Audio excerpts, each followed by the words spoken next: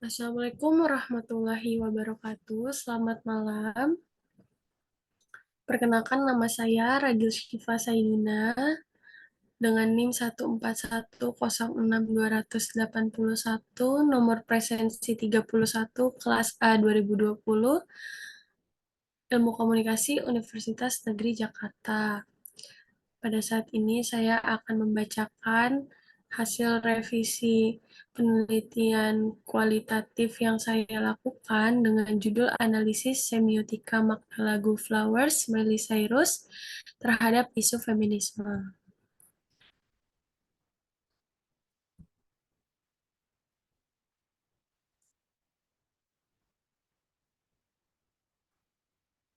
Bab pertama, pendahuluan terhadap latar belakang. Komunikasi adalah proses kegiatan yang mutlak dilakukan manusia selama mereka masih hidup di dunia. Karena manusia sebagai makhluk sosial perlu saling melakukan interaksi. Komunikasi dilakukan untuk menyampaikan pesan kepada orang-orang yang melakukan komunikasi dengan harapan orang tersebut memiliki persepsi yang sama dengan kita. Dengan kata lain, komunikasi merupakan kegiatan penyampaian pesan dari komunikator kepada komunikan. Ada dua hal yang terjadi ketika komunikasi berlangsung, yaitu penciptaan makna dan penafsiran makna. Tanda yang disampaikan bisa berupa verbal atau non-verbal. Verbal diartikan dengan penggunaan kata-kata sebagai pesan, dan non-verbal diartikan sebagai komunikasi dengan tanda-tanda selain kata-kata atau bahasa. Bahasa merupakan hal penting yang perlu dipelajari karena memiliki fungsi dan peranan penting dalam proses kegiatan komunikasi. Fungsi bahasa yang utama yaitu sebagai sarana komunikasi yang digunakan manusia. Seseorang dapat menggunakan ide, keinginan, pikiran, atau menyampaikan informasi.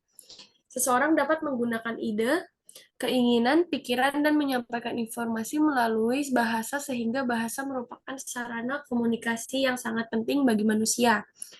Komunikasi merupakan bentuk interaksi yang saling mempengaruhi satu sama lain pada bentuk komunikasi verbal, tetapi juga dalam hal ekspresi muka, tulisan, lukisan, bahkan musik. Musik dapat dikatakan sebagai sebuah media dalam menyampaikan pesan, karena dengan alunan nada, musik merupakan ungkapan pikiran, isi hati, dan tiga perasaan manusia dalam bentuk suara.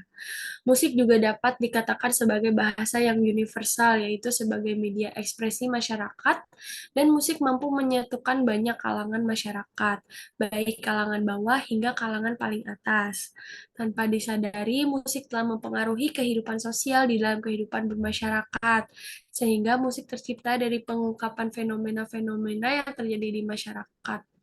Musik juga diartikan sebagai suatu ungkapan perasaan yang dituangkan dalam bentuk bunyi-bunyian atau suara. Ungkapan yang dikeluarkan melalui suara manusia disebut vokal, sedangkan ungkapan yang dikeluarkan melalui bunyi alat musik disebut instrumental. Musik sangat erat kaitannya sebagai domain budaya pop dan dapat dengan mudah menemukan banyak contoh konkret tentang bagaimana kekuasaan budaya pada suatu era dengan musik.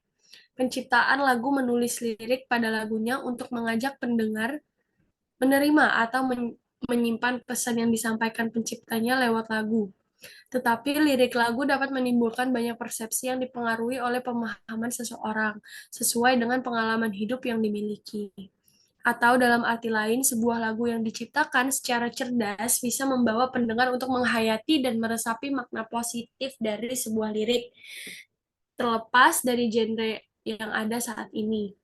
Bahasa dan lirik juga langsung berbagi kompleksitas penggambaran visual, simbol, dan metafora. Penciptaan lagu dapat menyampaikan pesan, pendapat, bahkan kejadian sehari-hari yang terjadi dalam lirik lagunya. Sehingga tak jarang lagu-lagu yang mengusung tema atas suatu peristiwa yang terjadi sehari-hari, seperti tema cinta, sosial, religi, atau nasionalisme, bahkan feminisme. Analisis feminisme muncul karena kesadaran ketidakadilan dari hak-hak dasar kehidupan kaum perempuan. Suara-suara subordinasi perempuan bergema pada saat pasca revolusi industri di Eropa. Di dunia sastra Indonesia, feminisme sudah dipermasalahkan sejak tahun 20-an, yaitu dalam roman Siti Nurbaya bertema kawin paksa. Dalam segala hal, kaum perempuan dianggap sebagai manusia yang tidak mempunyai kehendak dan keyakinan dan hanya menuruti kehendak kaum laki-laki. Feminisme muncul dari rasa ketidakpuasan terhadap sistem patriarki yang ada pada masyarakat. Patriarki menentukan bahwa laki-laki superior dan perempuan inferior. Perempuan dalam pandangan feminisme mempunyai aktivitas dan inisiatif sendiri untuk memperjuangkan hak dan kepentingan tersebut dalam berbagai gerakan. Masalah-masalah yang dihadapi perempuan mendorong perempuan untuk melakukan protes-protes dan melawan diskriminasi yang selama ini diderita. Berdasarkan analisis di atas, salah satu penyanyi yang membawakan lagu dengan tema feminisme dan kejadian yang ia rasakan dalam lingkungan sehari-hari dalam hidupnya di lirik lagunya adalah Miley Cyrus. Penyanyi Hollywood ini dengan lagunya yang berjudul Flowers memiliki arti bahwa lagu ini tentang kekuatan cinta diri dan penemuan diri. Miley Cyrus berbicara tentang bagaimana perempuan tidak membutuhkan pria untuk membelikannya bunga dan memegang tangannya karena perempuan bisa melakukan itu semua sendiri. Diciptakannya lagu ini karena ingin membuka suatu pandangan yang selama ini sudah terbentuk sebagai paradigma pada masyarakat luas bahwa perempuan baru bisa bahagia ketika ada laki-laki yang melakukan beberapa hal terhadapnya. Jika tidak ada laki-laki yang tidak melakukan itu, perempuan belum sepenuhnya bahagia. Lagu ini sedikit banyak menggambarkan bagaimana penulis bisa bahagia dengan dirinya sendiri tanpa perlu menunggu laki-laki melakukan hal tersebut untuknya. Lalu, pada bab satu ini terdapat identifikasi masalah. Yang pertama, bagaimana makna penanda dan petanda lirik lagu Flowers milik Miley Cyrus. Yang kedua, bagaimana pemaknaan realitas eksternal lirik lagu Flowers milik Miley Cyrus. Bagaimana rekonstruksi feminisme pada lirik lagu Flowers milik Miley Cyrus. Tujuan penelitian. Yang pertama untuk mengetahui makna petanda dan penanda dalam lirik lagu Flowers milik Miley Cyrus. Yang kedua untuk mengetahui pemaknaan eksternal lirik lagu Flowers milik Miley Cyrus. Yang ketiga mengetahui bagaimana rekonstruksi feminisme dalam lirik lagu Flowers milik Miley Cyrus. Manfaat penelitian berdasarkan tujuan penelitian di atas diharapkan dapat memberikan manfaat yang pertama teoritis. Penelitian ini diharapkan dapat memberikan pengembangan wawasan bagi semua lapisan masyarakat, khususnya dalam bidang ilmu komunikasi, serta dapat memberikan masukan secara umum mengenai perkembangan pola komunikasi yang dapat dilakukan melalui alunan lirik lagu, serta memberikan manfaat tentang penggunaan metode semiotika Ferdinand de Saussure dalam mengungkapkan makna sebuah teks, terutama yang menggunakan lirik lagu. Karena musik tidak saja memberikan hiburan, tetapi juga bisa dijadikan inspirasi dalam hidup setiap orang yang mendengarkannya. Lalu ada manfaat praktis. Hasil penelitian diharapkan dapat memberikan atau menjadi masukan bagi pecinta musik di tanah air, khususnya bagi para pecinta musik musik di Indonesia, bahwa dalam membuat atau menciptakan lagu jangan hanya sembarang dalam membuat lirik lagunya, harus ada makna yang terkandung di dalamnya agar masyarakat bisa mengambil makna terbaik dalam lirik lagu dan juga menjadi sumbangan pemikiran dari lirik lagu Flowers milik Miley Cyrus agar mengerti makna dari lagu tersebut. Kita masuk ke bab 2 yaitu kajian teori. Nah, ini ada beberapa eh, penelitian sebelumnya yang mendukung penulisan pada penelitian saya kali ini. Ada Anissa Nindya, judulnya Analisis Semiotika Lirik Lagu Meghan Trainor All About That Bass. Lalu ada analisis semiotika makna kesendirian pada lirik lagu Ruang Sendiri karya Tulus. Ada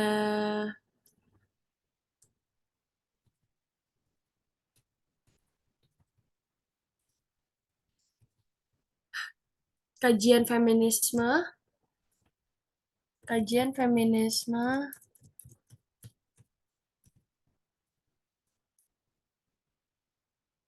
milik Dita Ariaseli pada novel.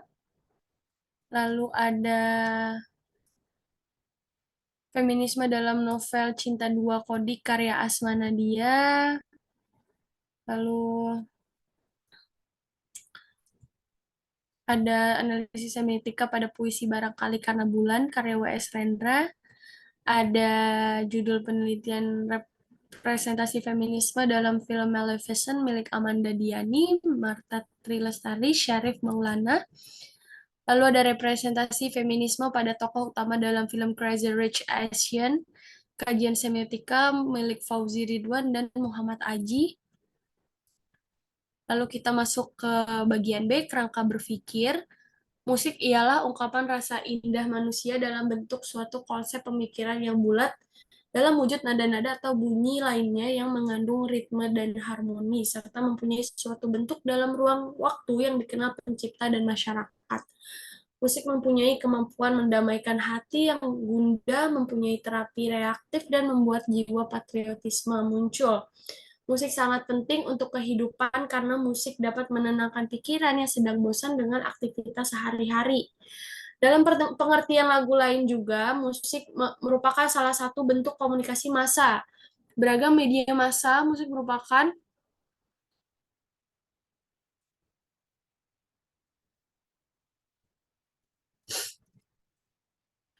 salah satu media yang dapat digunakan dalam proses komunikasi massa.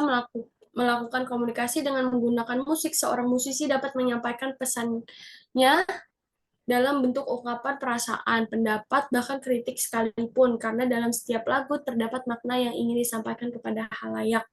Karakter keduanya memiliki kesamaan, yaitu pesannya bersifat linier, di mana hubungan komunikasi searah dari komunikator kepada komunikan.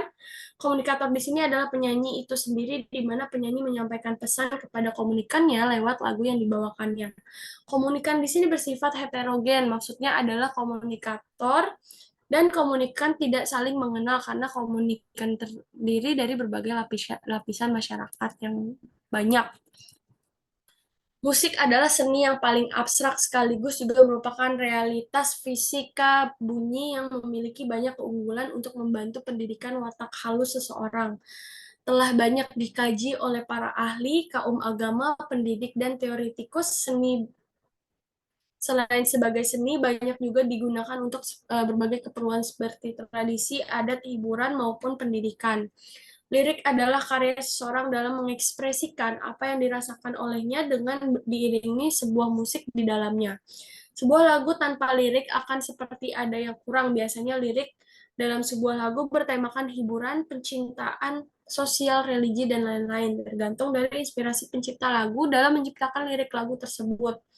Lirik lagu merupakan ekspresi seseorang tentang suatu hal yang sudah atau yang sedang dirasakan, dilihat, didengar, maupun yang dialaminya. Mengekspresikan pengalamannya, pencipta lagu akan melakukan permainan kata-kata atau bahasa pada lirik lagu tersebut dengan menciptakan daya tarik pada pendengarnya. Bagaimana bahasa dapat berupa vokal, gaya bahasa, maupun yang penyampaian makna kata yang diperkuat dengan penggunaan melodi dan notasi musik yang disesuaikan dengan lirik lagunya sehingga pendengar semakin terbawa dengan apa yang dipikirkan pencipta lagu tersebut. Lagu juga mempunyai berbagai alat komunikasi antara penyanyi dan pendengarnya. Lagu dapat digunakan untuk berbagai tujuan, misalnya menyatukan perbedaan, bahkan lagu dapat digunakan untuk memprovokasi atau sarana propaganda untuk mendapatkan dukungan serta mempermainkan emosi dan perasaan seseorang dengan tujuan menanamkan sikap dan nilai yang kemudian dapat dirasakan oleh eh, orang sebagai hal yang wajar, benar, dan tepat. Lagu merupakan representasi suatu hal, bisa berupa perasaan, keadaan, atau benda baik yang berwujud atau kasat mata dengan menggunakan nada-nada yang membentuk harmonisasi sebagai sarananya. Lagu juga sering digunakan sebagai sarana untuk mengajak bersimpati tentang realitas yang sedang terjadi maupun cerita-cerita yang imajinatif. Bahasa yang digunakan di dalam lirik lagu merupakan bahasa yang tidak digunakan oleh orang-orang dalam komunikasi sehari-hari. Bahasa yang digunakan dalam lirik lagu itu bersifat ambigu dan penuh ekspresi. Sebuah lirik lagu di dalamnya pasti terdapat sejumlah tanda atau suatu yang bermakna.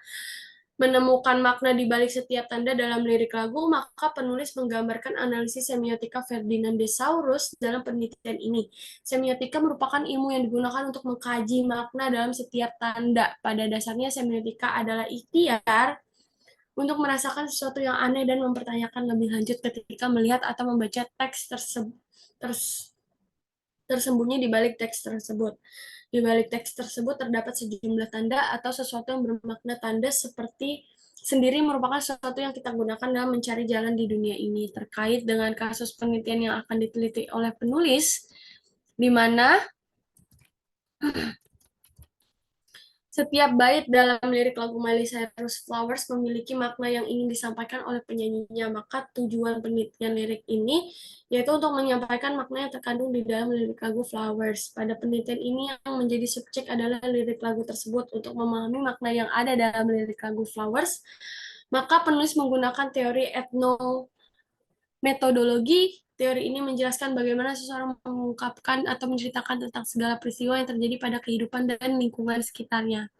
Semiotika menurut Umberto Eco yang dikutip Sobur pada bukunya Analisis Teks Media mengatakan secara etimologis semiotika berasal dari kata Yunani semion yang berarti tanda. Tanda itu sendiri didefinisikan sebagai sesuatu yang atas dasar konvensi sosial terbangun sebelumnya dapat mewakili yang lain. Sedangkan menurut Saussure yang dikutip Sobur dalam bukunya Semiotika Komunikasi mengatakan bahwa semiotika atau semiologi merupakan sebuah ilmu yang mengkaji kehidupan tanda-tanda di tengah masyarakat. Nah, ini ada visualnya. Menurut John Fish, tanda merupakan kesatuan dari suatu bentuk penanda dengan sebuah ide atau petanda. Kata lainnya adalah penanda itu bunyi yang bermakna atau coretan yang bermakna. Jadi penanda adalah aspek material dari bahasa, apa yang dikatakan atau didengar dan apa yang ditulis atau dibaca. Petanda adalah gambaran mental, pikiran, atau konsep. Jadi petanda adalah aspek mental dari bahasa. Kedua unsur tersebut tidak bisa dilepaskan satu sama lain dan saling terkait satu sama lain. Tanda bahasa selalu mempunyai dua segi, yaitu penanda signifier dan petanda signified. Suatu penanda tanpa petanda tidak mungkin disampaikan atau ditangkap lepas dari penanda. Petanda atau yang ditandakan itu termasuk tanda sendiri yang dengan dimungkinkan merupakan suatu faktor linguistik. Sedangkan bahasa menurut Saussure diibaratkan sebagai sebuah karya musik, untuk itu memahami sebagai simfoni. Harus memperhatikan keutuhan karya musik secara keseluruhan. Hal ini dilakukan karena untuk memahami bahasa harus melihatnya sebagai sebuah jaringan hubungan antara bunyi dan makna. Terima kasih.